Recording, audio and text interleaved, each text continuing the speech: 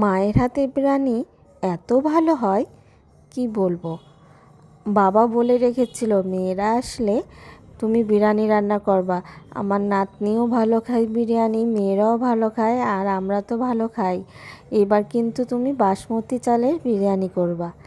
মা বাবার যে কথা সেই কাজ। মা বাসমতি চালের রান্না করছে, বাবা নিয়ে আসছে বাজার থেকে বাসমতি চালের চিকেন বিরিয়ানি। কিন্তু বাসমতি চালটা আসলে আমাদের কিন্তু ভালো লাগে না, আমরা পোলাও চালেরটাই বেশি ভালো খাই। কিন্তু মা এটা প্রথমেই রান্না করেছে, তাও বেশ ভালো লেগেছে খেতে। মজাই হয়েছিল রান্নাটা, সব মশলা একদম পারফেক্ট হয়েছিল। তারপরেও যেন আমাদের পোলাও চালটা ভালো লাগে। এই দেখেন কি সুন্দর ঝরঝরে ভাতটা হয়েছে, খুব ভালো লেগেছিল, মজা হয়েছিল রান্নাটা। মা সব রান্না করে এখন বিরিয়ানিটা মিশাচ্ছিল, তারই একটা ভিডিও করলাম আপনাদের সাথে শেয়ার করলাম। এই যে দেখেন কি সুন্দর করে স্টেপে স্টেপে মা সব কিছু দিচ্ছে, মশলাপাতি, ব্রেস্তা, ঘি, সেন্ট, বিরিয়ানির একটা সেন্ট বাবার দোকানে পাওয়া যায়, ওই সেন্টটাই আমরা নিয়ে আসি শ্বশুরবাড়িতে। ওই সেন্টটা খুব ভালো হয় সেন্টটা।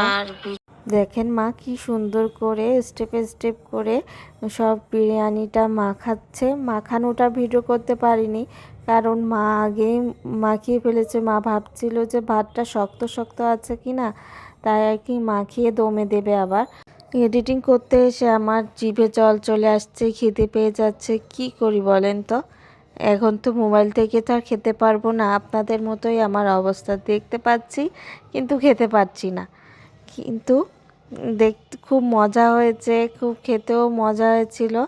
আপনারা আমার আর কি রেসিপিটা আমি করতে পারিনি, আমার বোনের পেজে টোনাটনির সংসারে আপনারা রেসিপিটা দেখতে পাবেন। আমি রেসিপিটা করিনি। এই যে মা মিশালো, সেই মিশানোটুকুই আমি শেয়ার করলাম। এই যে মা এতক্ষণে আর কি মাখিয়ে ফেলেছিল। এই যে বিরিয়ানিটা একদম পারফেক্টই হয়েছিল, বেশ মজা লেগেছে বিরিয়ানিটা। আমাদের বাসমতি চালের বিরিয়ানি করেছিল মা। বাইরের বাসমতি চালের বিরিয়ানিতে মশলা কম থাকে বলে বেশি ভালো লাগে না। মা তো সপ্তাহে মশলা বেশি দিয়েছিল, রান্নাটাও বেশ ভালো হয়েছিল। আর এই যে সবাইকে একসাথে প্লেটে করে সবার জন্য বেড়ে দিচ্ছে। প্রথমেই বাবা দুই ভাই খেয়েছিল, আর ছেলে মেয়েগুলোকে দিয়েছিল, খাইয়ে দিয়েছিলাম। তারপরে মা আর আমরা একসাথে বসেছিলাম। এদিনকে মা বাবার ম্যারেজ ডে ছিল, মা তাই রাতে রান্না করেছিল আমাদের জন্য। এই তো ছোট একটা ব্লগ শেয়ার করলাম আপনাদের সাথে।